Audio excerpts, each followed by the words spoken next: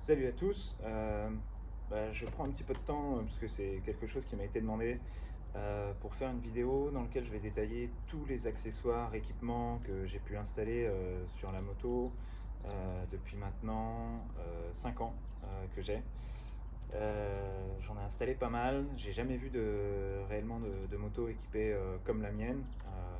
J'ai pu voir voilà, différentes choses, mais au cours des 5 ans, j'ai pu équiper et mettre pas mal de choses, tester, changer. Et voilà, je vais vous partager un petit peu tous les accessoires que j'ai pu installer. Et puis, je ferai aussi, puisque là c'est dans le cadre aussi, je pars dans un mois et demi pour 15 jours faire le tour des pays du Balkan, Italie, tout ça avec mon père. Donc je vous ferai aussi sûrement une vidéo de tout ce que j'emporte en camping, enfin moto-camping quand on part. Parce que voilà, j'ai pas mal de petites choses qui sont vraiment sympas et qui prennent pas tellement de place. Donc ça sera dans une deuxième vidéo, mais là voilà, on va se focaliser sur un petit peu tout ce qui est protection, bagagerie et accessoires que j'ai pu monter sur la moto. Allez, c'est parti. On va faire du coup en 3 étapes, une partie protection, une partie bagagerie et une partie accessoires. Donc en protection, déjà ce qu'on peut voir, vue de l'avant, j'ai la grille de phare EPCO et Becker qui protège voilà, l'optique. Au tout début j'avais la protection de phare Triumph, mais je trouve que celle-ci fait un peu plus voilà, baroud, c'est plus sympa. Les pare-mains Barkbuster avec du coup les rappels du coup de phare ici là qui c'est un petit peu ouais, sur les veilleuses, ça permet de mieux voir la largeur de la bécane quand il fait nuit. Ouais, il s'allume, je les ai branchés après contact, donc il s'allume dès que la moto roule. C'est plutôt pratique. J'ai remplacé les crash bars d'origine qui sont les crash bars Triumph bas, puisque c'est une XCA de 2018 par les Outback Motortech. Ils sont bien, ils protègent bien, assez haut. On peut y accrocher les sacoches, là on verra ça plus tard. Sabots, pareil, Outback Motortech. C'est du gros matos, ça protège bien la moto.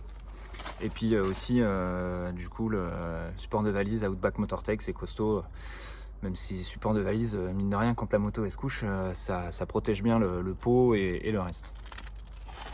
Au niveau des protections aussi, du coup j'ai protection du petit bocal de frein arrière. Qu'est-ce qu'on a encore que j'ai pu ajouter? Sélecteur qui est repliable, c'est un Touratech. C'est voilà, pour l'avoir déjà couché la moto un 23 décembre sur un rond-point sur une plaque d'huile.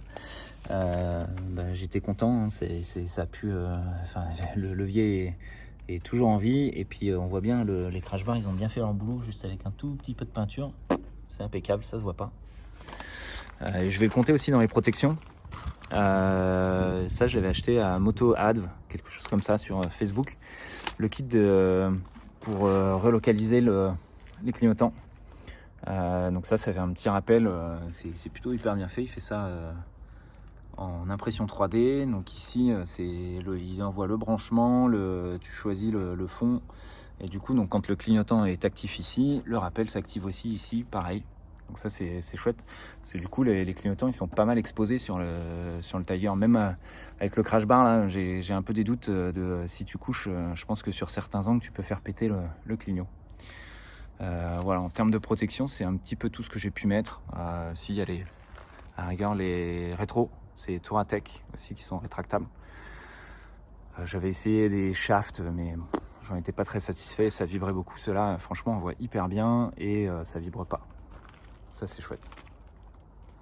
Voilà pour les protections que j'ai pu mettre sur la moto.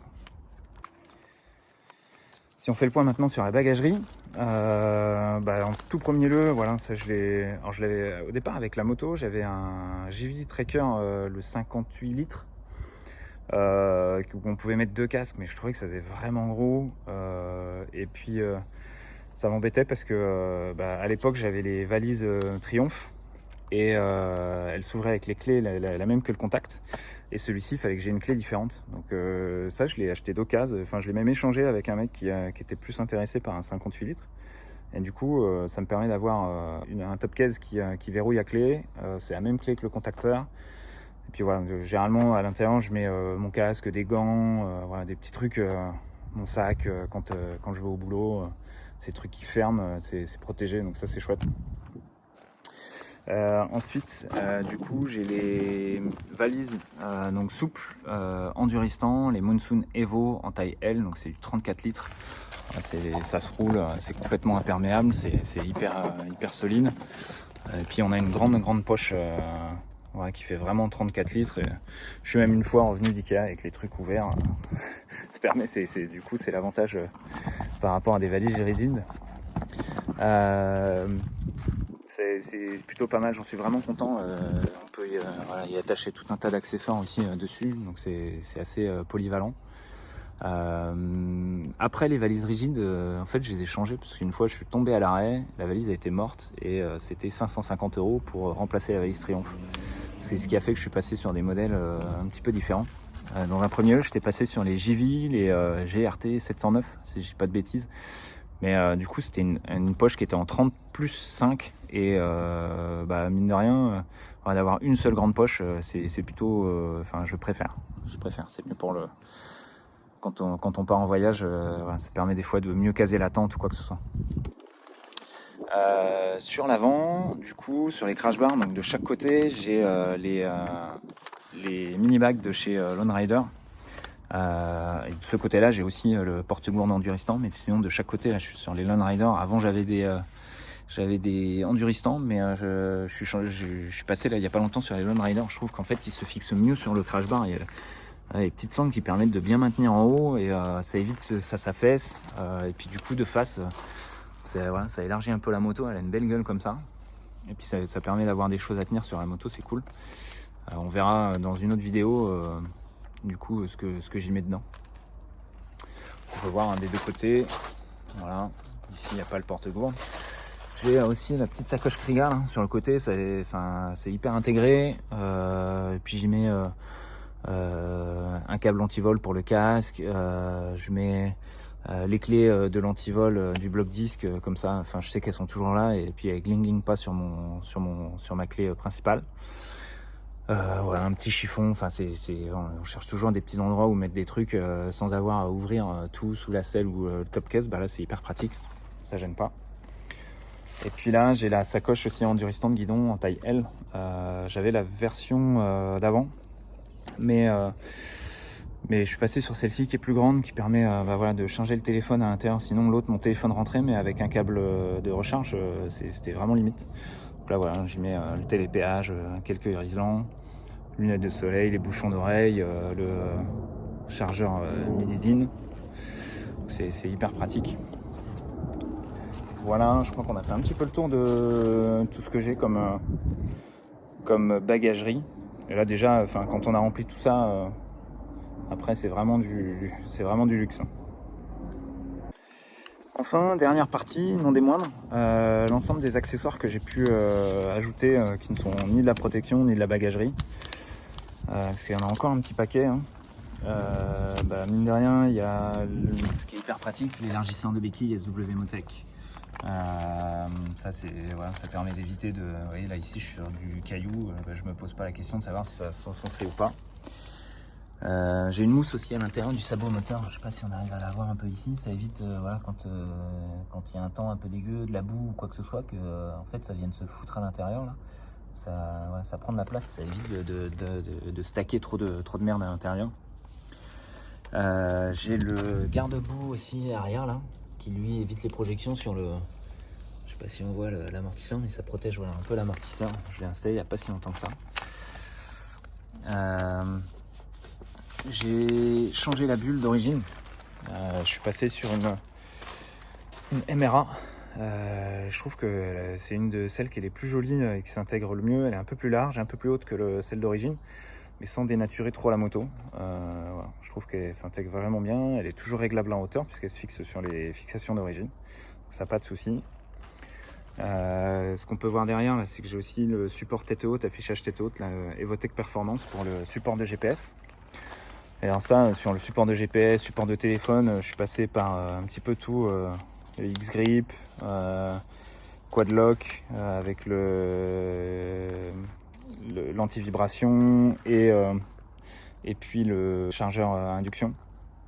Et ça, je l'ai changé il n'y a pas longtemps. J'essaye, c'est un truc, bon, c'est chinois, hein. Mais franchement, ça fonctionne vraiment bien. Ça me permet d'avoir Apple CarPlay en vision haute. Donc voilà, Waze, Maps, la musique, qui fonctionne vraiment bien avec un affichage qui est vraiment fait pour. Donc ça c'est chouette. Ça fonctionne bien. Jusque là, ça fonctionne bien. J'ai ici aussi le petit écran pour la pression des pneus, parce que celle-ci, vu que elle est pas tubeless, il n'y a pas le contrôle de pression. Donc voilà, ça vient se fixer sur la valve là, et ça envoie l'information. Ça fonctionne vraiment bien. Qu'est-ce qu'on a encore? J'ai le GeoRide 3 aussi à l'intérieur. Ça, en termes de géolocalisation et tout ça, au moins j'ai ici, hein, j'ai l'antivol, mais au final l'antivol, je le mets pas vraiment souvent, que dans les endroits où j'ai un peu un doute, mais sinon je me suis plutôt mon GeoRide. On peut voir aussi ici là, c'est alors je l'avais acheté pour le Quad Lock et en fait je l'ai gardé pour l'autocast. En fait ça permet donc du coup mon autocast il est branché en USB dessus, et ici vous venez choisir, c'est un petit interrupteur qui vous dit est-ce que vous voulez ou le mettre sur auto, off ou on. Auto, du coup il envoie du courant que si la batterie est à plus de 12, je sais pas combien de volts. On, il envoie toujours, donc c'est toujours alimenté, mais ça permet, voilà, plus il y a un petit fusible, donc voilà, ça permet de choisir quand est-ce que vous voulez alimenter quelque chose ou pas. C'est vraiment pratique. J'ai aussi, alors ça on le verra pas, mais à l'intérieur le filtre à air KN. Et comme on sait à quel point c'est vraiment facile de nettoyer son filtre à air sur un Tiger 800, puisque le filtre à air est sous le réservoir, faut tout démonter.